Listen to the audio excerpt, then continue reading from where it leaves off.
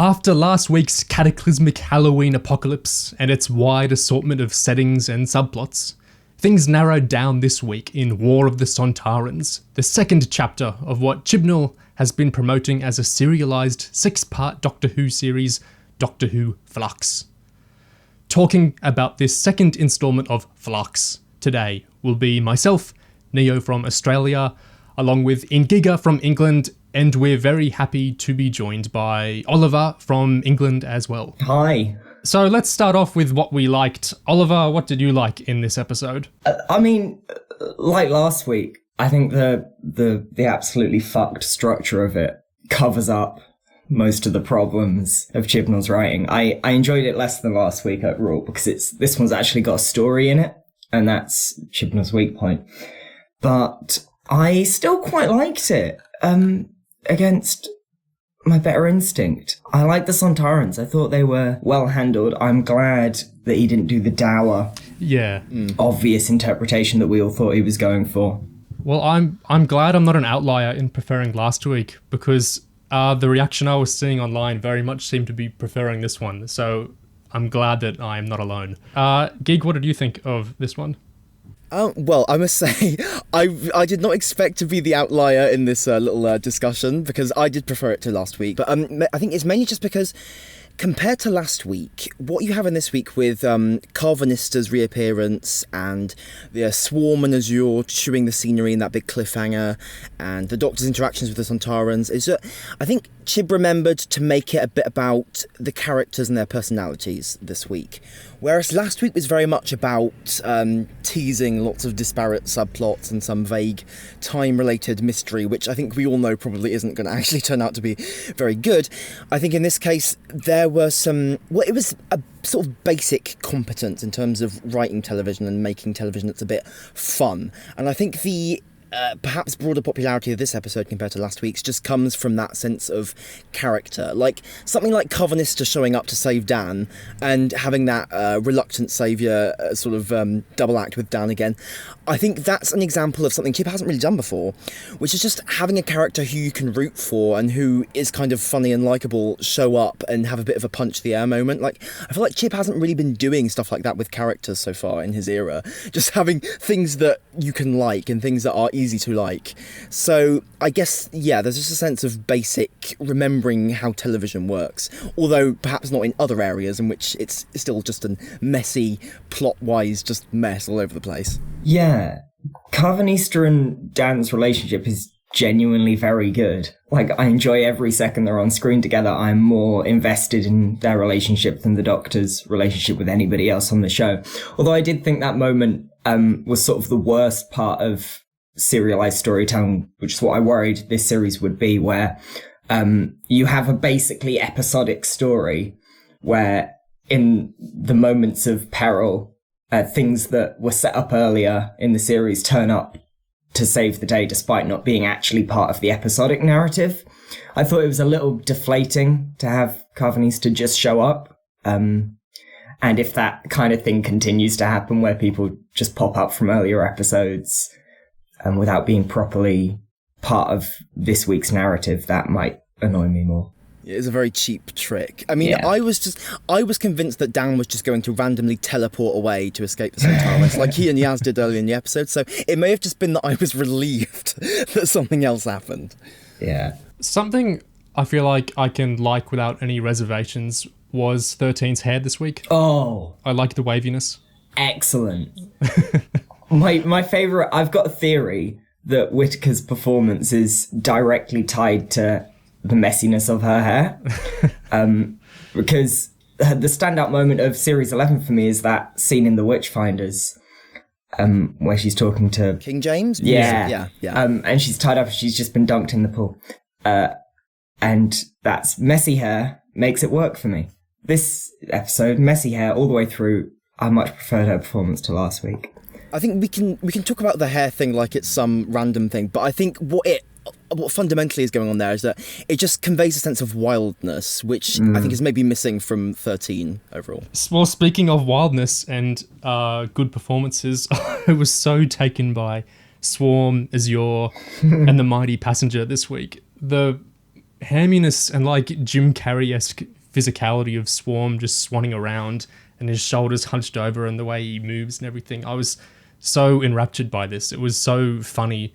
I really like that. I feel like the cheesy type of Chibnall villains, like Zimshar at times, really work for me. So I was having fun with how much scenery him and Azure were chewing this week. It reminds me of how well the Master went down in Series 12 with people. I think, yeah, in one sense, it's kind of foolproof in Doctor Who, because it is not very difficult to write a villain who turns up, swans around, is quite domineering over our quite passive Doctor, and it just otherwise has quips and laughs evilly and stuff. Like, it's not exactly a sophisticated feat of writing, but all you need to do is get a very good actor to do it, and it's instantly entertaining. So it's kind of foolproof in that way, but I'm still glad that we've got a character who embodies all of that. Like, we've got the Tim Shaw, the Ashadness of having this kind of brooding villain, but we've also got the Masterness of them being a bit kind of quirky, and it's all rolled up in one character. So I like both of them, Swarm and Azure. Very well cast, very fun. And compared to the Master, you've not got the baggage that they actually have to be a character as well. Yeah, exactly. The Master feels like he drags because we expect him to be a person, where these are just pantomime. And so they can just be pantomime and it's fun. I am Azure and I am your death. Excellent. Yes, it's just that perfect slice of just absurdity. And it's kind of like, when it comes to Doctor Who, I think doing just the camp madness and silliness and over-the-topness, it's sort of like the lowest common denominator of what Doctor Who can be. But if you do that, then you're guaranteed to at least entertain some people. So maybe not deserving of huge praise, but, you know, acknowledgement maybe, given how much of it's been maybe lacking for this era. To Chibnall's credit, I love the line, "You underestimated us, you pathetic temporal hags." It's interesting that he seems to be setting them up as... I mean, there's a lot of setup. And this is something I think is going to... It's a lot of fun week to week, seeing all these ideas and these little clues. And by the end of the series, will almost certainly be massively disappointing and half the clues won't go anywhere. But you've got all these little lines about how they're non-linear, suggesting that we might be seeing them in the wrong order, that this might not be... Because Passenger turns up from nowhere. I've seen suggestions that might be something set up later in the series from their perspective earlier on in the timeline. There are little things that do interest me. I mean, he seems to regenerate in the first episode, but also in this one, they mentioned that their names are translations, which seems like a clue. I'd be surprised if that didn't go anywhere. Before the series started, I was fully on the train that Swarm, which Chibnall teased in the Comic-Con online thing. Let's have one word from each of you to describe this new season. My word is riveting. Inspirational. Mysterious. Oh, and an action. It's an action. I'm going to say Swarm. All right, I'm intrigued. Was like standing for Sontarans, Weeping Angels, something, Rutan's Master, or whatever else. And then I fully got off that train last week, but now he's saying it's a translation. I'm kind of hoping it's wordplay again. In terms of what you were saying with them being out of order, what I like about that is a hammy villain condescending, like, "Oh, my dear Doctor, you have no idea, what's really happening here." I feel like that's such a more elegant way to do a character out of order than last week, where it was like someone just running up to the Doctor and saying, "We're out of order," and then running back off. It fits better with this sort of character, I think. And again, it doesn't matter because they're pantomimes. They're not evolving episode to episode, so you can just show them out of order. They're just evil caricatures, which works. On the topic of ideas and time things being thrown around, so there was a lot of talk in that of those stuff of those things in the Temple of Atropos scenes. There's lots of mention of time is evil. These are the Mori. These things control the flow of time. Time is going wild and stuff. And I guess there's this idea that Chib is trying to establish maybe some lore about time. Of course, we have a planet that is literally called Time, so this is like the origin of time or something like that. And I wonder, because obviously, like we said, it's probably not going to come to anything particularly impressive, but I feel like the whole the more of a role that this idea of time going wild plays, I feel like the more of it's just going to get... I feel like it's just going to start degrading the narrative into sort of a mush, because here in this episode we see how time supposedly being crazy is just an excuse to just have random things happen. So Yaz and Dan teleport away at the start of the story. We've got Joseph Williamson sort of flying around, and Yaz and Vinda get put in the temple just at the right time so they can activate the thing, so Swarm and Azure can conveniently take over. And it's all very kind of contrivance-driven, convenience-driven, and I feel like that's basically just what all this time stuff is going to amount to. I think it's the problem with doing stories about time being in chaos, because it's never actually going to be... You're never actually going to truly be able to convey that. Like, if you look at The Wedding of Riversong, for example, that's a story where Moff writes about time being all fucked up, but it's just in terms of images and symbols being displaced in ways that Moffat finds funny or interesting. So it's not true randomness, for example. It's just sort of whatever ideas come to Moff and are just kind of thought of as funny or interesting. So in this case with Chibnall, it's just kind of an excuse to do whatever allows us to get to the next bit of the plot. So you see what I'm talking about here? Basically, just the concept of time and all this time lore, I feel like it's going to just become encroached and just become a bit of an annoying presence throughout the including episodes. Conceptually, I disagree. Practically, I agree that that's what this is going to be. I think next week is just going to be weird time shit, barely strung together. I think it's going to be flashbacks and flash forwards and all the people said, which is, again, I'll probably enjoy, but also probably isn't actually a story. But in terms of doing narratives where time goes weird, I'm actually extremely up for that. I wrote a series of essays about Series 12 where I concluded that more interesting than The Timeless Child would be throwing time under the bus and seeing what it does to Doctor Who as a structure, just fucking with it and seeing where that takes the show. And I dug that bit of this episode. The Sontarans invading all of human history, and they've always been there, but also they've just arrived, and it doesn't actually string together or make any sense, is sort of up my alley. I like that, and it doesn't bother me that it doesn't make sense. I think you've got stories like Wedding with Riversong where it's just a background detail, but was it Bad Night? Good Night. Good Night is the timey-wimey ice cream conversation one. Those 2011 minisodes, yeah, they were great. The thing is, Amy, everyone's memory is a mess. Life is a mess. Everyone's got memories of a holiday they couldn't have been on, or a party they never went to, or met someone for the first time and felt like they've known them all their lives. Time is being rewritten all around us, every day. People think their memories are bad, but their memories are fine. Past is really like that. That's ridiculous. Now you're starting to get it. Is a fantastic little 5-minute thing about Amy dealing with the fact that her history doesn't make sense. And the Doctor says, we all remember parties we couldn't have been at and dates we couldn't have been on. But that's not your memories that are wrong. Time's just like that.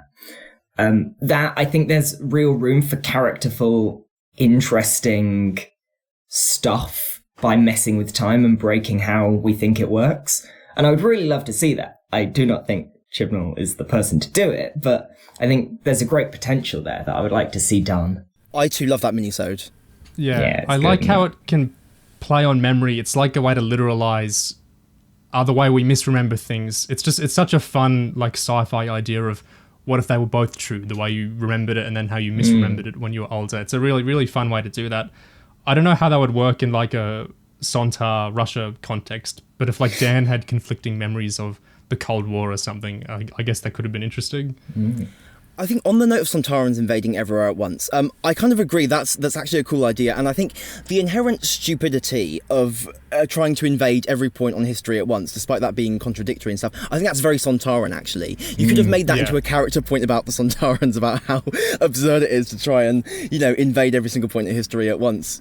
But that's kind of, they take it seriously, I think. They never actually get into that in the episode, so I was a bit let down by that element. But so it just ended up being this sort of weird, incoherent incoherence that was floating around. But like the idea of it, I completely get and I completely agree. Like there's room for kind of faction paradox stuff with fucking with time. Like it's kind of a way of just having fun.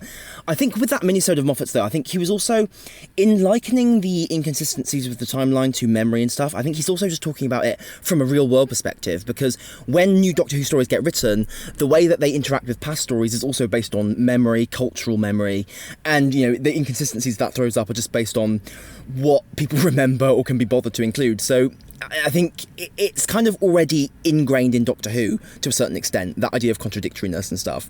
But yeah, there's definitely room to build on it. Yeah. The thing where it looked like Dan was regenerating for a second with like the blue energy going over him and then Yaz, then they get taken to different places.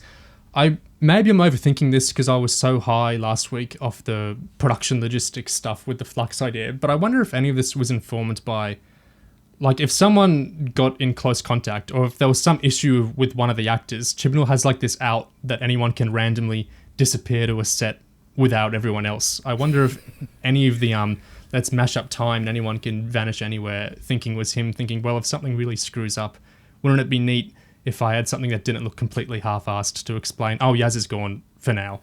Yeah. I mean, it's better than her going to the loo. It's better than her going to the toilet for half an episode. It's also just how he writes, though.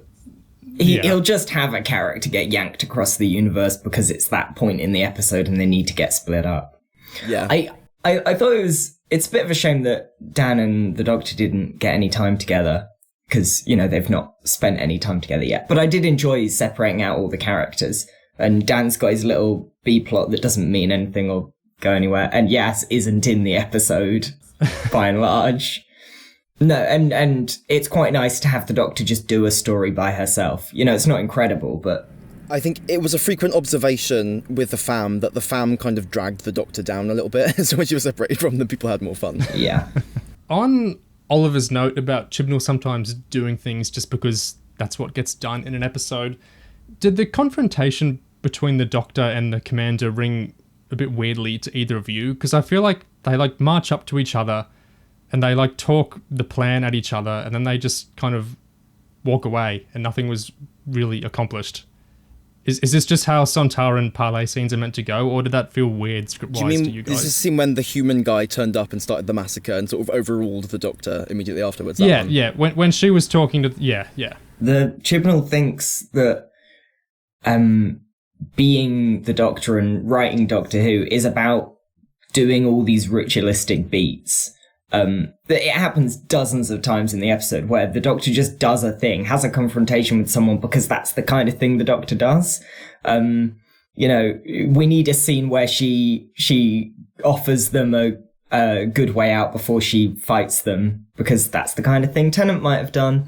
And we need a scene where the human captain, whoever he was, blows up all the Sontarans and then the Doctor can be cross about it. 'Cause that's the kind of thing that happens in Doctor Who. Do you remember Christmas Invasion? It's that kind of thing again.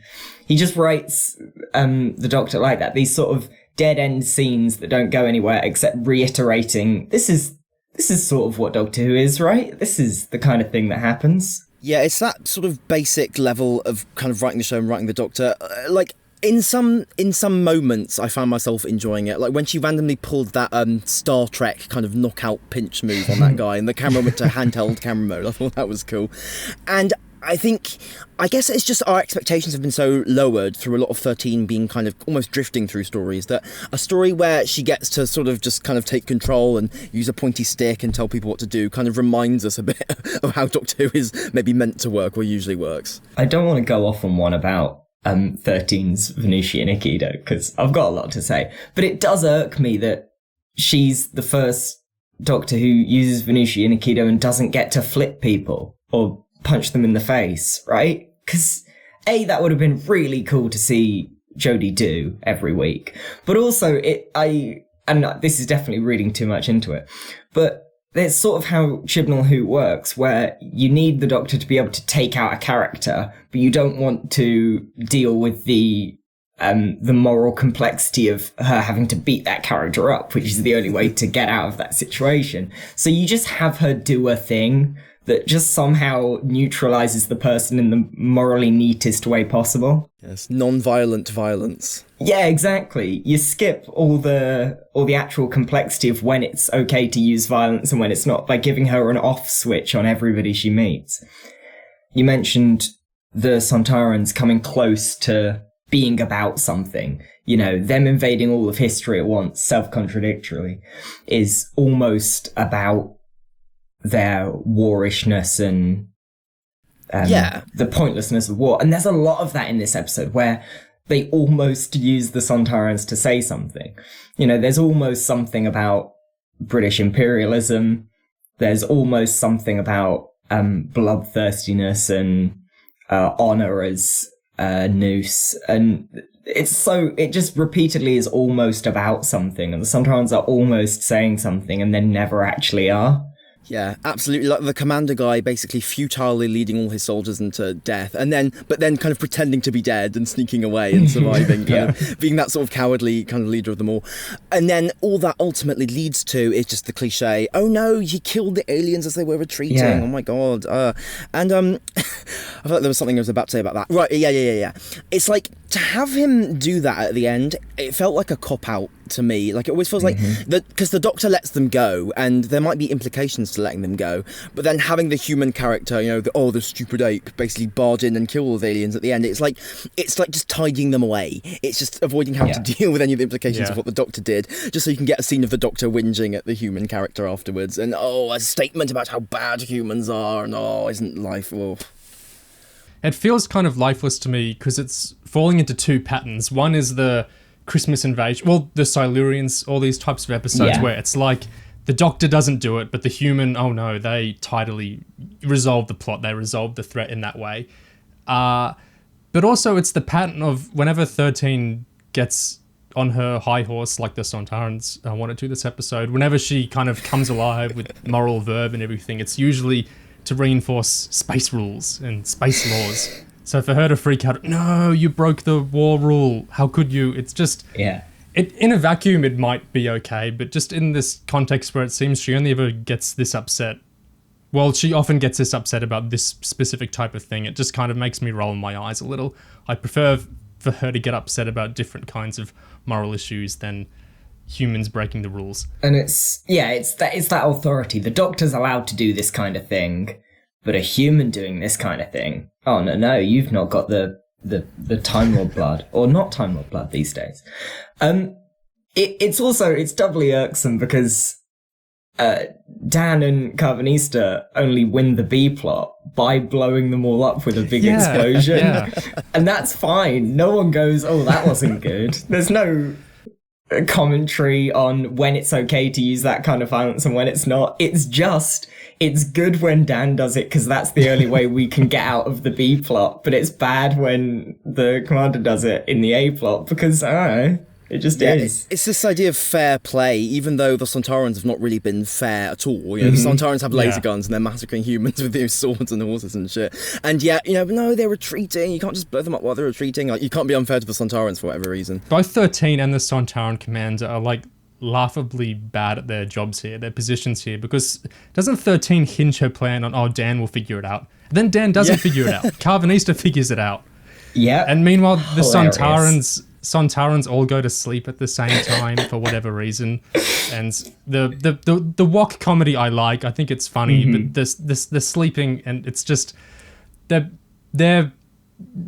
plot kind of breaks down when you think about how it actually went, which is I feel like I need to reiterate that I did quite like this episode. I definitely enjoyed it. Yeah. But the actual story within this episode, you know, if you cut out all the arc bits and you just focus on what the actual Sontaran story is, it's exactly the same as all of Chibnall's, where it's a bit fun at some points. You've got Dan Starkey being genuinely great in several scenes. And the other Sontaran guy, whose name I don't know, is also good. But all the actual beats, and we'll get onto Mary Seacole, I assume, but the actual structure, the actual story of it is just god awful. The Doctor's plan, as ever, relies both on Dan saving the day, which he doesn't, and the Sontarans all going to sleep at the same time, which... What? Why? No, it's just all so thoughtlessly strung together. It barely holds together as a plot. What it reminds me of is that I think also we maybe brought this up last week as well, but RTD talked about how his way of writing the Series 3 finale was just kind of improvise and not foreshadow stuff, not set stuff up, just kind of swing wildly from one thing to the next, like Jack shooting up the paradox machine just conveniently fixes everything. Like in this episode, Carvanista ramming the Sontaran ships just conveniently wipes them out of existence completely.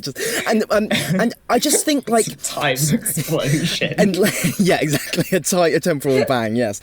And with that style of writing, I feel like, I guess when it comes to the plotting in this episode, there's a part of it which is just really boring crap, like the Sontarans will go to sleep so the Doctor can wander in and sabotage their ships, and then there's the kind of improvised kind of madness, like the temporal bang, or the humans just randomly put the dynamite on all the ships while we weren't looking and blows them up, and Carvanista and Dan kind of slide out of the sewer pipe and go flying just as everything. I think it's like, I prefer the high octane insanity and silliness like that to the boringness, like, oh, they're all gone to sleep, but let's just, and Dan just being able to wander into the Sontaran ship because they have no security about it. He just does the thing with his fingers and that lets him in. It's like they're both inherently the same kind of lazy writing, but the type that lets you go from one insane image to the next is, I think, more entertaining, I guess, and easier to enjoy than the type that's just really boring workman-like, like plot connections. I think it works much better when it feels like the show is in on the same joke as you are, which I feel like is happening in the Swarm and Azure scenes. But in like the Sontaran stuff, like when we get the serious moral outrage,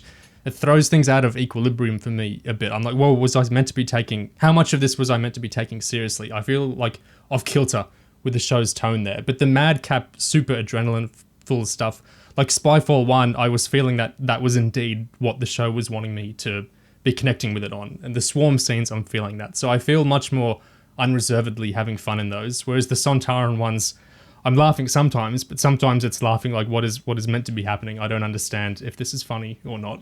And also, just going back to that RTD style of improvisatory writing feels a bit...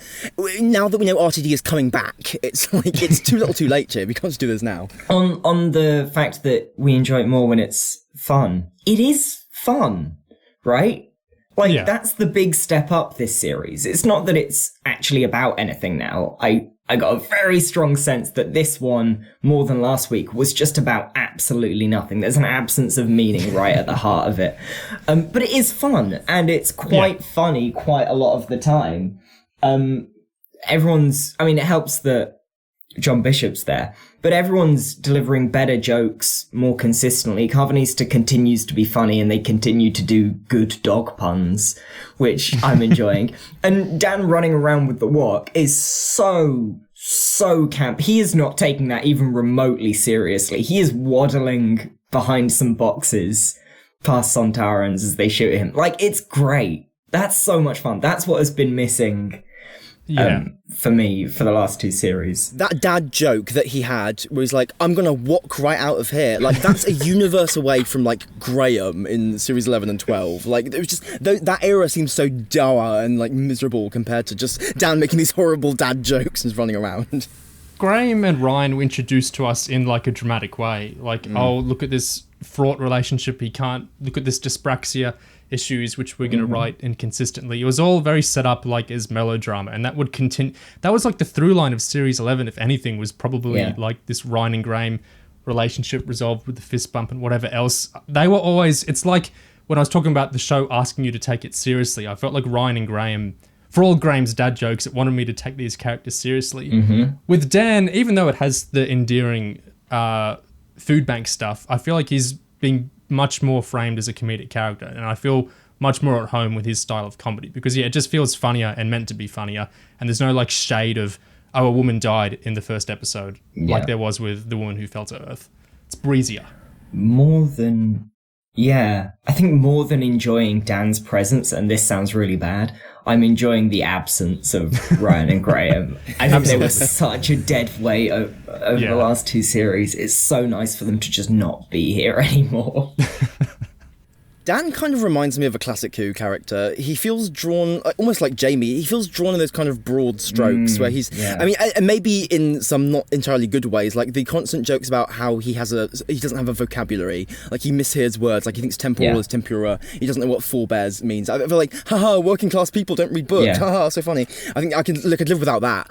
But just in general, the idea of having a character who's just kind of bumbling, I hate that word, but just bumbling around, it's like, it is a simplistic version of the show. It's kind of foolproof in how it's funny. Like, it's not high effort, but it is more entertaining.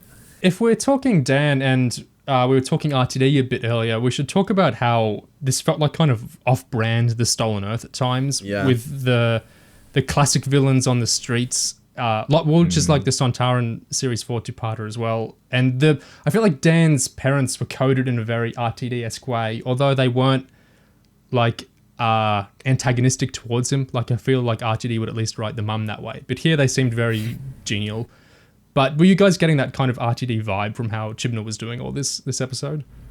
Absolutely. Like the off-brand Stolen Earth stuff with Dan's parents, exactly. They're hiding in the car. I mean, that's just like Donna and like Wilf and Donna's mum, whatever she was called, and like just that sense of like a really like homely sort of apocalypse invasion scenario. Like I think he's trying to get that kind of vibe, complete with the Sontarans going off for clandestine executions of humans, which gets overseen and stuff. That kind of Series 4 end of the world kind of vibe, but also like the way that Dan's parents are kind of written, and just kind of the little bits of, oh, it's so Dan's dad to say that thing or reference that thing that he did. Like, it's sort of those broad strokes again, and it doesn't really feel like they has the sort of, I think the inherent maybe tragedy or conflict that you get with RTD's family relationships and characters. Like that nugget of sadness and poignance kind of in them somewhere. It's kind of just very kind of flat sort of two-dimensional characters. So you don't quite have that nugget of that makes RTD's version of it really cool. I try not to compare everything Chibnall writes to the previous two showrunners, but I end up doing it anyway. And I think he invites it, doesn't he? Yeah, because it's very much a shadow both of RTD and Moffat's eras on the show. Like the black and white opening with a... Yeah. You know, everyone's saying it's Lungbarrow. It's definitely not. It's... I have to ask this one question. This is for Chris. And this is the deepest, nerdiest Whovian question I can ask. And God, he's asking you. Oh, yeah, no. Bring it on. This is some nth level nerd that I know a fan will ask. Will Lungbarrow or Looming ever become canon? Wow. That's deep level, isn't it? Yeah. It's a deep level. I just about know what you're talking about. I wonder how many in the audience know what he's talking about. Is anybody? No. Wow. Zero. We got one back there. Yeah, okay, right at the back. Well done.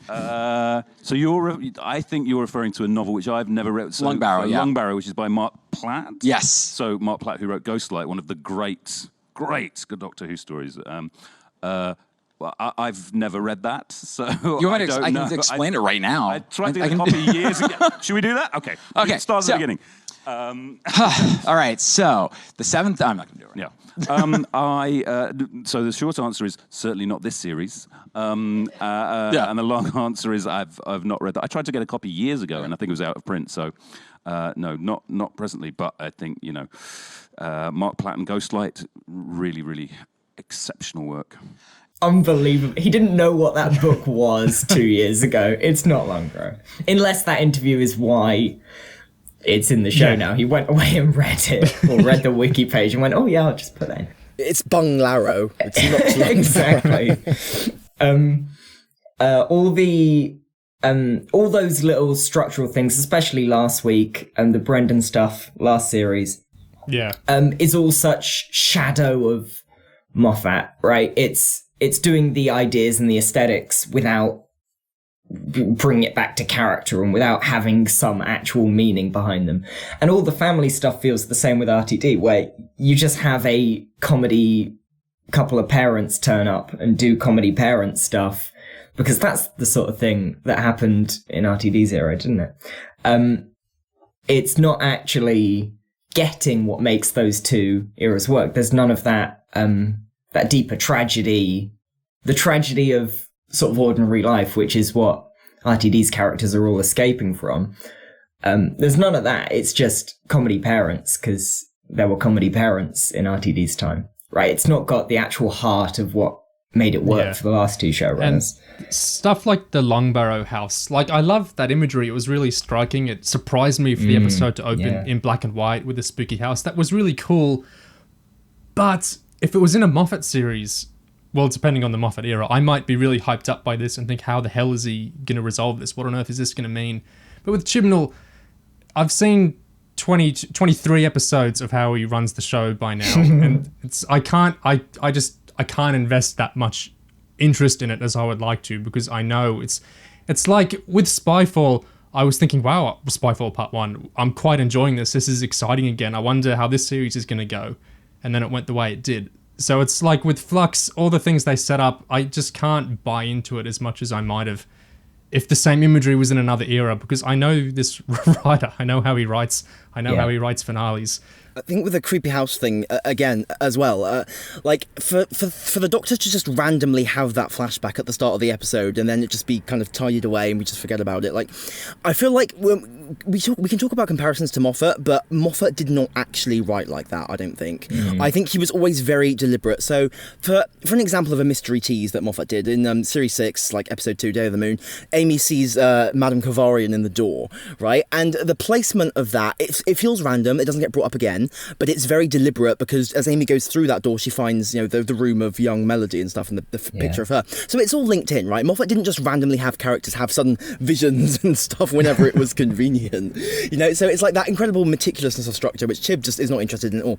I think when Chib does all these random kind of teases and flashbacks and visions and stuff and all that stuff, I feel like he's just trying to get at more, like, maybe just not necessarily Moffat, but just the wider sphere of, like, mystery television and paranormal television and Netflixy stuff and like sci-fi and dark on Netflix, which I watched, and let's not go into that, but like just all those things. I feel like it's just that sort of this idea of, like, there are techniques that are established for generating hype now and just having mysterious stuff show up and everyone's seen Twin Peaks: The Return and stuff. Like, I feel like it's all just kind of filtering through into this sort of this mass of sort of mush with Chib. Well, you yourself said earlier, Gig, that Chib invites these comparisons to past showrunners through his writing, and I think he absolutely invites comparisons to other TV, other contemporary TV as well, the way you're saying now.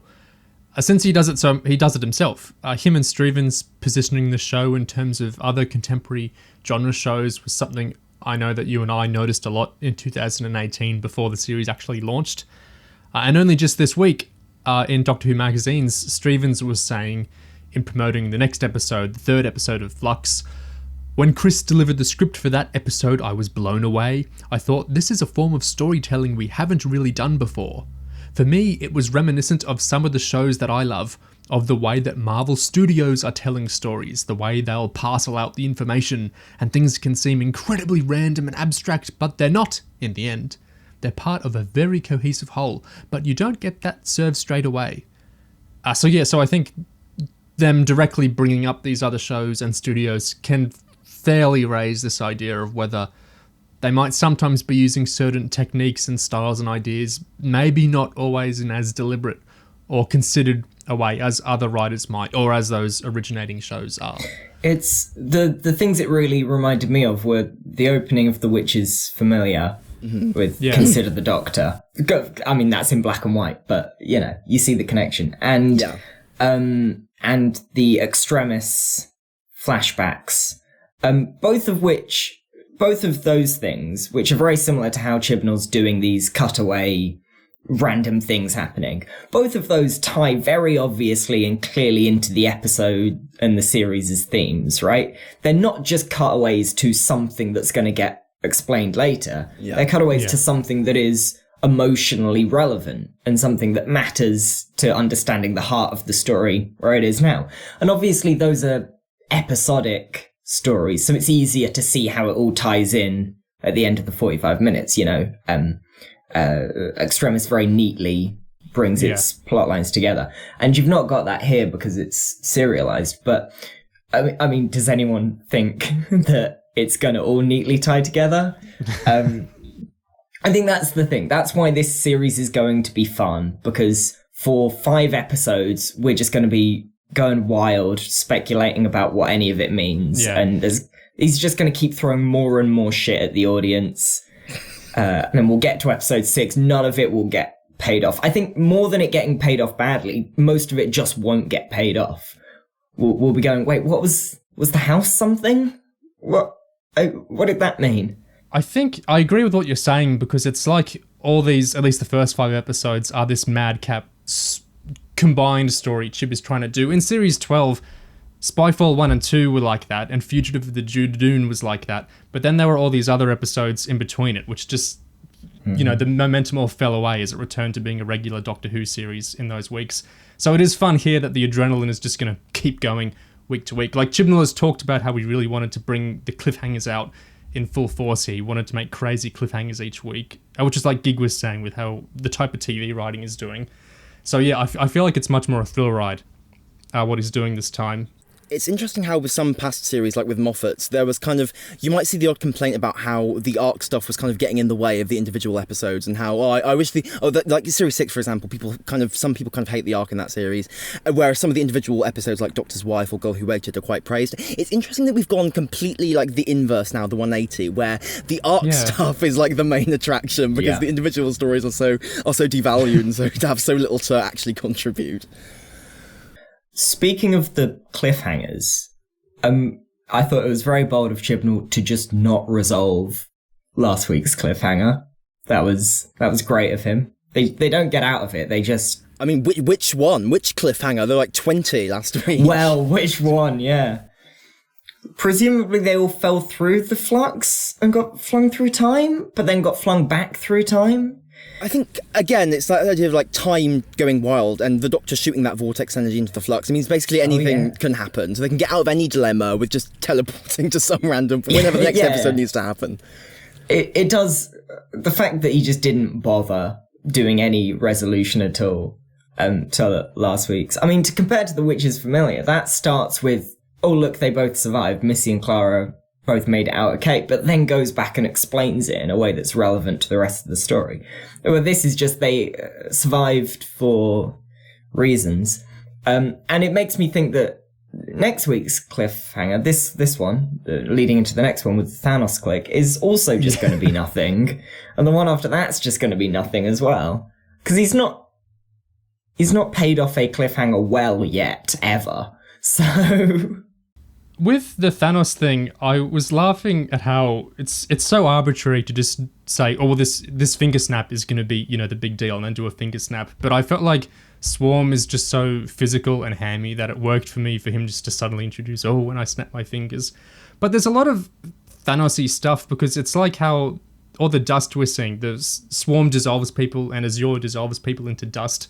It reminds me of how in 2018, Chibnall was talking how he wants the show to be a peer with all the great Marvel shows and everything like that. So it's kind of odd to me to see the show, maybe I'm reading into it too much, but to be like riffing directly off big Marvel stuff in the pop culture sphere, it's interesting for the show to be doing that. I've got it's not really a theory, it's a very loose set of connections between shows, but I think it's interesting, and I apologise for both of these other shows that I'm dragging in, because it shows how much of a dork I am.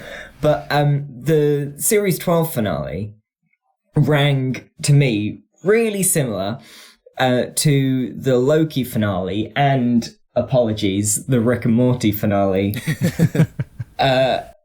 of all those shows over the last year-ish, all resolve with the big institution that we've set up in the show that controls the universe and the timelines and the multiverse gets revealed to be based on a lie, and the backstory of the main character is at the heart of that lie, and they need to break it, and we end on a note of unraveling everything we thought we knew about how this story world works. And I wonder if there's any connection between them, whether it's a broader like social storytelling trend, or whether there is actually copying going on, whether this Flux stuff is somehow influenced by other things in pop culture like that, because it does feel all very familiar. It all feels obvious. They're the same genre. Like, it's Loki and Rick and Morty especially. I don't think it's far-fetched to be seeing connections intended or otherwise there. I think that's quite interesting. I wonder if it is speaking to a cultural moment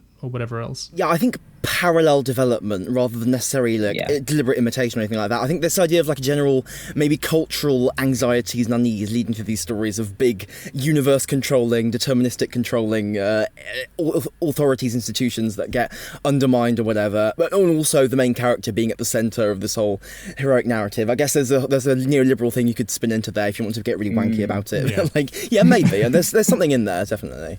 I think with this cliffhanger, though, that we were talking about a minute ago, I feel like it's, looking at all the cliffhangers that Chib has done so far, I feel like this one is the first one to be maybe a bit kind of personal, like compared to essentially the Cybermen where the Master just shows up and there's vague doom coming down, or Spyfall 1 where the plane's going to crash and the Master showed up, or even Woman Who Fell to Earth where they've all just teleported into space. With this cliffhanger, where a villain is actually about to basically kill the Doctor's companion and the Doctors just can do nothing but watch, I feel like that's a more personal kind of cliffhanger than Chib has done so far, and I feel like it's sort of again getting back to that idea of making it about personality and character and having a bit of I guess emotional investment in there. So it's like Chib remembering the basics of television again, and I felt it was maybe a more compelling cliffhanger in light of that. Although Azure randomly doing that countdown certainly helps, just the hamminess of it all. Here's an idea. Might next week be set within the time span of that finger click? I mean, that's a really cool idea. Because I'm thinking, yeah, it's maybe too cool for this show. But I'm thinking, because they're, Vinder and Yaz are in, Yaz was the name I struggled to remember there, the two of them. Both of them are sort of, they've been made into time god protector things or whatever. And the trailers for next time look like, there's Division stuff in there. It looks like it's going to be Laurie, and you've got the characters flickering in and out of existence. They're all being played by different actors. Makes me think next week might just be a big exposition dump done in their heads, explaining all the background stuff to set up the second half of the series. Yeah, that's an interesting idea. The next episode, before today, when I watched War of the Sontarans, I thought the title was quite lyrical, and I really liked it, way more than I like most Chibnall episodes. Once Upon Time. And then with this episode, we learn there's a planet called Time. So it's a very literal title. It's when they reveal the planet called Time, the Doctor's thing is she says, but there's no planet called Time, rather than... Like, she's not worried about the implications of that. She's not going, wait, is this the centre of time? Which is presumably what actually matters about the planet. She's just worried that she doesn't know the name in her index of planet names. Very funny. I feel like the planet being called Time reminds me of like the priest triangles and the kill discs. Like Chibnall naming things, it's like, let's just go with the most boring version we can possibly go with. Sniper bots. I like the consistency with the Doctor's new Division Space Cop past, that it carries through to like this clerical kind of obsession where her not knowing the name of something, she's just like a busybody furious that she hasn't heard of this announced title. I'm sort of invested in all the Division wank. Me too, despite myself. I think having made peace with the fact that, I mean, this era is just going to end and then get ignored, right? I can't imagine anyone carrying on this stuff, so it's just going to get put in a neat little box. Like, when I watch An Unearthly Child, I don't think about the Hand of Omega, so it doesn't... Oh, yeah. It's a 1963 episode, just like this is a 2021 episode. Yeah, exactly. Yeah. We can just not think about it going forwards. I think the vague sort of loomingness and clues about some Division shenanigans having gone on in the past is more exciting than the inevitable Division exposition dump that we're going to get. Like, I'm dreading finding out what happened with these space cops and these Swarm and Azure guys, because it's just going to be some shit about particles and the other universe, and we did some stuff with time. I don't care. I don't care about any of that. It's just like the general vague sense of kind of doom and madness lingering over it all is more entertaining than that, I think.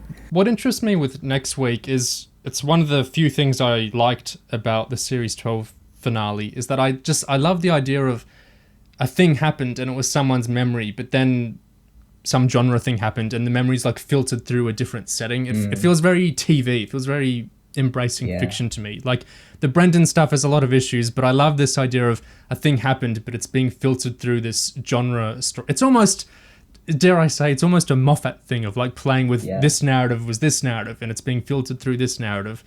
So I'm not expecting next week to do this really well or anything, but it interests me that it looks like it might be doing a similar thing where this thing happened, but we're seeing it this way.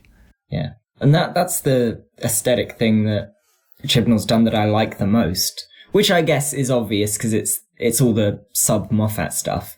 But that's the part I really dig. All this doing a big time galactic space opera thing through the guise of a little Irish village. That's cool. I like that stuff. Doing a story set around, 4 division agents from the past, but telling it with the actors that we have for the main cast. Cool. I like that kind of thing. I think that's really rad. It just struck me now, the way Ascension of the Cybermen does the Brendan stuff before it's contextualized in the next episode, it's kind of Flux-esque because it just happens and we don't know why it's happening. It's just a cutaway with no context. That's an interesting little proto-Flux. And then they explain later on that the Doctor was getting transmissions from the Master or something, and it just makes no sense. I wish I hadn't done that. Like, it'd be better as just Flux-style cutaways. They telegraph all the cutaways of the last 2 episodes really hard. They're really obviously the Doctor going, oh, I'm getting a transmission, which felt to me like someone went through Chibnall's scripts after seeing the criticism of Ascension of the Cybermen and just added, she reacts loudly. Can I talk about Mary Seacole? Please do.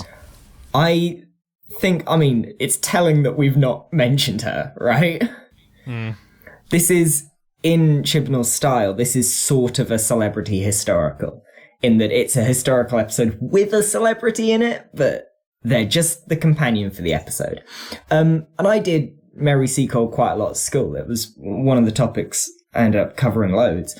And you are, at least I was, always taught Mary Seacole in comparison and in a pair with Florence Nightingale. Yeah. That's how you're taught Mary Seacole. Florence Nightingale is famous as the woman who revolutionized medical practices and hygiene and whatnot. And you are taught alongside that Mary Seacole was operating at exactly the same time, just miles away, and goes unrecognized because she's not white, right? That's the way we're taught it. And it was honestly heartbreaking to me that Mary Seacole is in this episode an awesome historical figure, and in her first sentence gets a direct name check against Florence Nightingale. And then the Doctor mentions later in the episode that she's Seacole's assistant. She puts herself in that position of being Seacole's assistant. But in terms of the actual narrative, in terms of what happens, in terms of their dynamic between the two of them, Seacole's the companion, right? Because that's how Chibnall writes historical episodes. She just gets made subordinate to the Doctor. And so having this story about this historical woman who was always overshadowed by a white woman medical practitioner and righting that historical wrong by just spending a full episode making her a subordinate to another white woman medical practitioner was fucking atrocious, I thought. I thought that was really upsetting because Chibnall just doesn't get it. He doesn't understand that the implications you draw from your historical figures are important and they have meaning. And when you put someone in a story, you can't just have them there so you can say that this is a Mary Seacole story. You have to understand the role that character has within the narrative, and you have to do something with them. Anyway, that annoyed me a lot. She was basically just a note taker for the Doctor. She was sat out of the plot for a lot of it, taking notes. She gets sent to sit out of the plot. It's so patronising, like 13 congratulates her and compliments her on how well she was taking notes. Like, it's such an explicitly subordinate secretary-esque thing. Yeah, it's messed up. I mean, those comments from you, Oliver, remind me how I felt after Rosa. Just that sense of like historical happening and just frustration. Like, oh God, how can you just have such a diseased concept of history? Like, why is the world like this? And it's spiteful too, isn't it? Absolutely. Yeah. It's I think that sense of like the chaotic storyline with aliens and stuff, and the Sontarans in this case, and the Master and the whatever in that case, it's kind of like Chib giving himself an excuse to not really bother with the history, because like we've got Sontarans here, so we don't have to worry about actually telling doing anything with the historical character, because we'll just imagine what the fuck they might have done if Sontarans were whizzing about the place, and it can be fairly superficial and shitty, and no one will care. You know, and there are moments when it really works. Seacole looking after a Sontaran who's been injured. Really cool. That's characterful. It shows what makes her incredible historically, and it ties into the plot. That's great. But then immediately after that, sending her to sit guard and take notes. Yeah. Basically, all she surmises upon is that the Sontarans go to sleep on a regular schedule. It's just revealing that bit of rubbishness to us for the audience. Yeah. Thanks, Mary. If we're doing soapbox time, I'll get on mine now then. Ooh. So, back in 2018, a lot of the buzz around the show's new direction and everything was Chibnall taking it back to its educational roots. And the didactic nature of some episodes and scenes now, think Orphan 55 for a really loud example, but there's all sorts of ones all over the place. I think that makes it plain that Chibnall wants the show to be a force for positive influence and change. This comes back to before The Woman Who Fell to Earth even aired. The terms he was describing the series in, a pillar of hope, all this kind of thing. He wants the show to be a force for good, in a very real sense, I think. And so I find this lazy characterization of Russia, and now to an extent China, as this antagonistic conspiratorial force, I find it very UK-centric, in an era that's sometimes succeeded at broadening beyond that perspective. That's something Chibnall seems to pride himself on. So I find it a very counterintuitive, going against its own themes, distasteful, lazy, cheap kind of thing to do. If we look at all the mentions of Russia in Chibnall's era, they are in Arachnids in the UK. Russia's brought up as people who might be screwing around with Robertson. In Spyfall Part 2, the Master, who's an alien with knowledge beyond, any human, talks about how the Kasavan are like Russia, but bigger. So there's this alien with knowledge beyond all geopolitics of Earth who's contextualizing Russia as like, they're the big nasty spies. And then in Can You Hear Me, there's another kind of spy mention of them as dastardly spies as well. And so for Sontar to have replaced Russia and China in an era that's trying to be more didactic and more educational and more a force for good, I just find it really ugly. And I find it's kind of going against the themes and the ethos of the own show. And I think it makes for a weak script as well, because like Oliver was saying, if we're saying this is a historical episode, so it is being educational, it's good, it's teaching you about history. What's it teaching you about history exactly? It's teaching us Mary Seacole built the British Hotel, and in one sentence it does a tiny bit of context for the Crimean War about the British fighting the Russians and the Ottoman Empire having issues. Those are the kind of things you can squeeze into a listicle. That's not educational, if you ask me. That's not really explaining much to the audience at all, which isn't unusual for Doctor Who historical stories, but in this era, which seems to be priding itself on going beyond that, that's not working for me. It's a Sontarans being stupid story. It's not really a Crimean story or anything else. And so the lazy equivocation of Russia and the Sontarans, I just find it an ugly thing that Chibnall's indulging in. Thing. If you pick somewhere on the map to scroll the word Sontar over, like where you pick is going to end up unconsciously reflecting some kind of viewpoint. It's however ugly that might be. And it was so unnecessary as well, because like if they're invading every point in history simultaneously and you're doing that whole thing, like why on earth? Why do you need to show them starting their invasion in Crimea, but also having already been? It's just a whole maelstrom of mess. And it doesn't really add anything. I would have said it was a sort of subconscious manifestation of Chibnall's political perspective, but he goes out of his way to also mention China, right? Yeah. He just replaces Russia with Sontar, which isn't good, but you can sort of see how, from a sci-fi perspective, you would get there. And then he goes, and also China. And you go, what? Huh? Yeah. Like, you get that it's sort of putting the Sontarans in the place of, in the Crimean War against the British, and they're trying to do a reflection of British imperialism against Sontaran imperialism, but it just ends up being more British-centric anyway, right?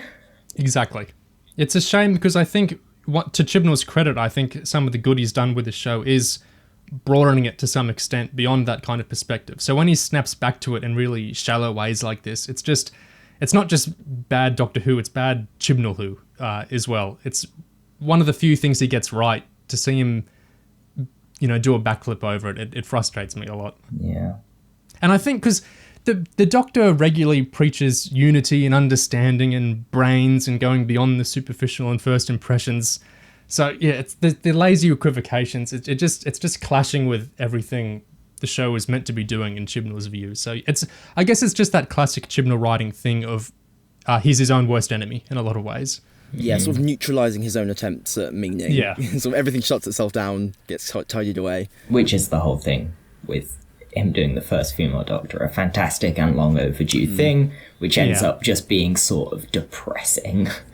Depressing and subtly but severely misogynistic. Yeah, it's depressing that in Jodie's third season as the Doctor, we're still getting this kind of thing where, like, people are, like, celebrating when she actually shows some doctorness. You know, how many episodes she had by now? Like the bar is so low, so low. Yeah. Just on the topic of female characters inhabiting the Doctor role, what did you guys think of Yaz writing a message in pen on her hand saying WWTDD, looking at it, and then immediately looking up to her response? I laughed so loud.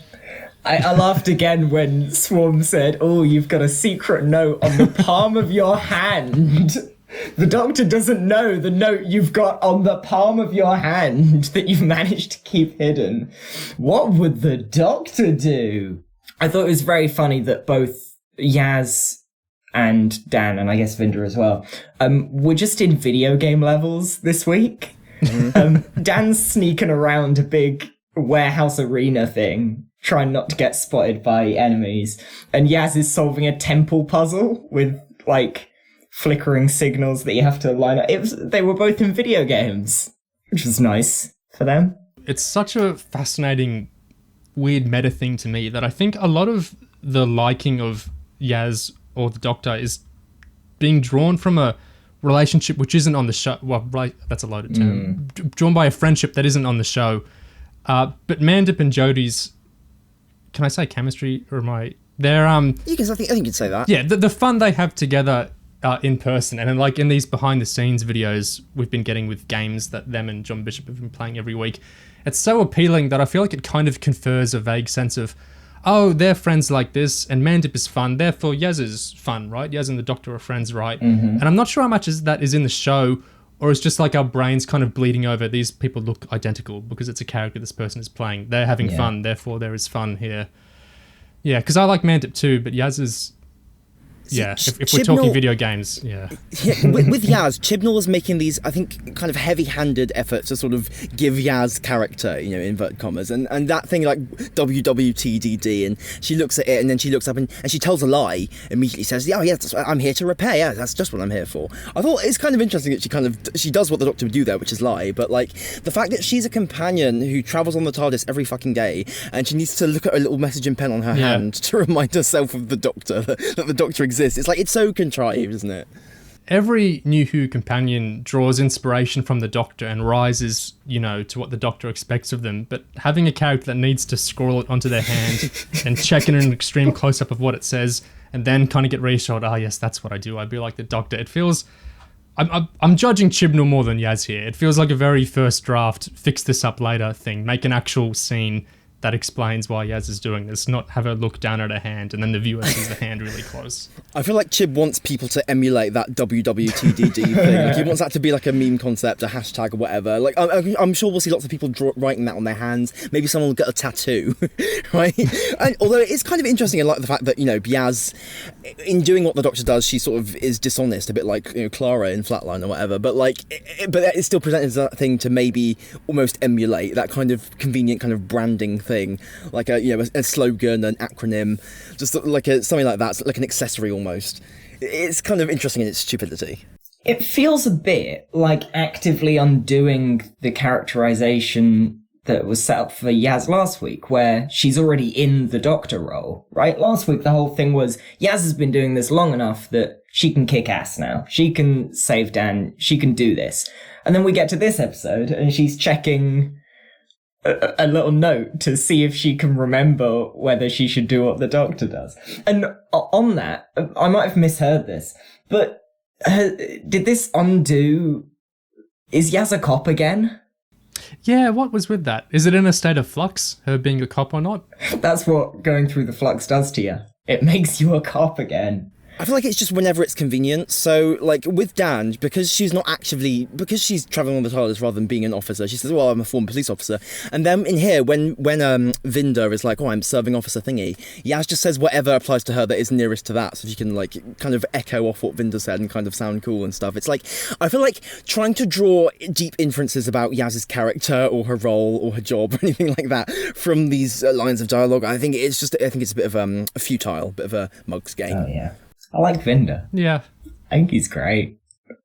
He's not really anything yet, but he's really charming and a bit pretty, and I like him. Honestly, I feel like Yaz and Vinda had a bit of a... I don't know, I could see Yinda being a thing, you know? A bit of an instant friendship between those two. I don't know. I got that sense. I guess just maybe one more thing, I might have already mentioned this, but like between the scene where the Sontaran just kind of laughs at the Doctor as she gets completely overruled by the human commander guy, and then the cliffhanger where Swarm and Azura just completely steamrolling the Doctor, and kind of the Doctor just in this position of just complete like helplessness and hopelessness. Like, I feel like those scenes are very entertaining, I guess, just because, and maybe it's something about how this Doctor works and how passive she often is, but like it makes it very easy to write these scenes where she's just getting completely, I guess, just blown the fuck out by, you know, the villain of the week, and it's just kind of almost more fun than when she's winning and when she's on like the front foot. It's like I almost root against the Doctor at some points, which is kind of bad. Yeah. The thing is, when she wins, it's cheap, right? Because all her wins are relying on the Sontarans all being asleep. But when she loses, it's genuinely fun. Yeah, exactly. You know, character comes out when you're on the back foot. And it's nice that, you know, Ko Sharmus wasn't running in to save her bacon. Hopefully that doesn't happen at any point in the next 4 episodes. He better come back. Is Cybermen next week? Indeed. Yeah. Although not the Cybermasters, a regular old Ascension Cybermen, which is a shame. Which presumably is just going to be like a cutaway back to Earth. I really like that. People have talked a lot over the Chibnall era about going back to the RTD sort of existing world where things happen, and I've not really got a sense of that. But the idea of this whole serial being set around a specific thing happening on Earth, and we jump through time and whatnot, but there's sort of a state of affairs on Earth that we're going back to within this one larger story. I really dig that. And more broadly, I think... I mean, we'll see how it goes, but I think this is probably how to do serialized Doctor Who. You've got a little bit of episodic stuff. You've got a Sontarans episode and a Weeping Angels episode, which are presumably mostly self-contained. But you've got all these weird threads throughout, and we're obviously going back to that one street again and again, because they had one street to film on. So we're definitely going to get that Weeping Angels scene from the first episode from another perspective. Like, I'm thinking it'll probably be the Doctor peeking round the corner at the end of the street, seeing the TARDIS materialise, that kind of thing, sort of Back to the Future too. Yeah. But I like that idea that we're all set around this one street in Liverpool and it all links back together. It's all quite holistic feeling in a way that Chibnall never, ever is. Yeah, having the Lopari maintain Earth's defense makes me wonder if this was a regular 10-episode production, would that have worked as the status quo? And then we do more episodes like this Sontaran one, which are kind of self-contained conflicts of just time being wibbly-wobbly somewhere. It would have been interesting if we had less of the adrenaline of Flux and it was more just like, the state of affairs for a season that proceeded a little more normally. I feel like the issue with that, if it were done, is that it might, with more episodes like the Sontaran thing, it might get repetitive, with every episode just being, okay, something's gone wibbly and this monster is here. Like, whereas with Flux, with just this shortened 6-episode run, lots of arc shit, kind of filling up the gaps, the crevices, so to speak, it kind of maintains the momentum and kind of stops it feeling, well, I mean, we're only 2 episodes in, but so far it sort of stops it feeling completely dead. Yeah. My prediction is that this one and the Weeping Angel one are going to be the only 2 that are even remotely episodic. I think next week's going to be all exposition, then it's pretty much a 2-part finale. Which is interesting, because, I mean, that structure reminds me a bit of Series 6, where most of the episodes tie to the arc, and then you've got these sort of weird inserted episodic, like, night terrors, which feel a bit odd and misplaced in the rest of the series. But I think it generally works. I generally like it as a structure. Yeah. It'll be interesting to compare it to kind of Moffat's sort of mini-series, like 7A, 6B, you know, in terms of that shortened run and just the kind of heavy arc kind of focus. Like, it sits alongside those 2 more obviously than any of the other New Who seasons. It's interesting. I think my closing statement would just be that it's better dumb writing than Chibnall has done so far, in my opinion. Yeah, that's exactly it. It's and it's fun for not having to do a payoff. Someone mentioned that the fact that the payoff to the actual Sontaran plot is just a crap typical Doctor fixes the problem in a way that doesn't really make sense. The fact that that's the conclusion to the main plot doesn't really matter when you're then going to a more exciting cliffhanger afterwards. And in that sense, it's sort of fine. It's a fine episode covered for the fact that all the arc stuff is more fun. It really is Keys of Marinus all over again. Just a few shitty little things, but the overall kind of underlying narrative sweeps you along before you can think about that. Yeah. Okay, let's call it there. Thank you very much for coming on, Oliver. Oh, no, it was a pleasure. Yeah, thanks, Oliver. You were a really great guest. Fantastic. Next week, we'll be talking episode 3, Once Upon Time. Thank you to everyone who has listened in, and thanks everyone who commented on the Halloween Apocalypse discussion as well. I really enjoyed going through those. So yeah, please share any of your own reactions and thoughts in the comments here, whether you agree or disagree with anything we've said, or have entirely different thoughts or predictions as well. It's always fun to read. Cheers. Better written. Pillar of Hope. Better written. Very cliched. Better written. Pillar of Hope. Better written. Very cliched. But I still felt that story was fairly boring. That's all this year is. You don't even have to watch it in order. Better written. Very cliched.